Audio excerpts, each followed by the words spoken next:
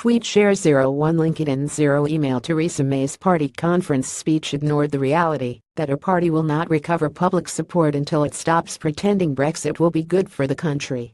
Passionate, detailed and with emphasis on her social justice agenda, Theresa May's speech addressed voters' main concerns, albeit dogged by a sore throat and prankster waving a P45. But nowhere did she acknowledge that there is no evidence that Brexit will be the moment when Britain takes off economically and politically. Instead, it is more likely to crash land. The Prime Minister's passion about increasing opportunities would be uplifting if it were not for the fact that Brexit will weaken Britain's economic performance in ways that will hurt working-class people and the elderly more than most. It will not be middle-class Brexiters who will pick the fruit or clean the toilets when the EU migrants stop coming. It will be working-class people who have lost their jobs in manufacturing. If nurses and doctors from the EU go home, who will care for our frail elderly? May was just as passionate about maintaining the union, but with no recognition that Brexit profoundly endangers it, because the people of Scotland and Northern Ireland voted by a large margin to stay in the EU and are now being taken out, if without any say on the terms of that departure. In a strong defense of the free market, May failed to note that Britain's prosperity has for a quarter of a century been connected to the largest free market in the world, the European single market, which her Environment Secretary disparages and her Foreign Secretary wants us to leave. The most populous of the three main parties has rejected business's views that Britain is better off inside the EU single market than out. What good May might have done to her cause she undermined with a depressing section on Brexit.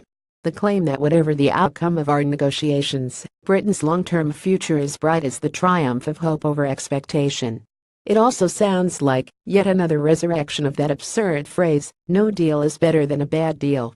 Democracy stopped on the June 23, 2016 for the Prime Minister. Of Brexit she declared, the people have decided. We have taken their instruction. This language may win cheers at a Tory conference, but it will deprive the party of votes in the London elections next spring and beyond. In fairness, the Prime Minister was facing the almost impossible task of clawing back her credibility as a leader after the repeated rebellions of her colleagues. The conference finished as it began, with ill-judged words from the Foreign Secretary leading to calls by his own MPs for him to be sacked.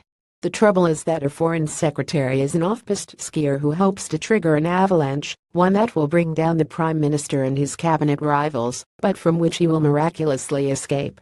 It is a high-risk strategy, but then Boris Johnson, over-influenced by his love of the classics, has always played politics as if it was a high-stakes game. Politics actually favors those who have two attributes Johnson is obviously lacking: a capacity for hard work and good judgment. May is in trouble now because her decision to call a general election, the way in she led her party's campaign, and her handling of Brexit has raised serious questions about her judgment. The worst Conservative Party conference in living memory was hamstrung, like May's speech, by a failure of imagination. Young people are not hostile to the Conservative Party simply because of the cost of higher education or a lack of decent housing. It is their feeling that the Conservatives' Brexit has robbed them of their futures. They are a generation that has known nothing but open borders and open minds, but now find that their grandparents can take that away from them without their being given a say. Young people are attracted by a bigger, more open world, not a closed, mean-spirited little England. For all the talk of global Britain, the Conservatives ended their conference as they began it, ignoring the elephant in the room. Brexit is not an opportunity for Britain, but a monstrous act of self-harm that may kill off their party at the same time.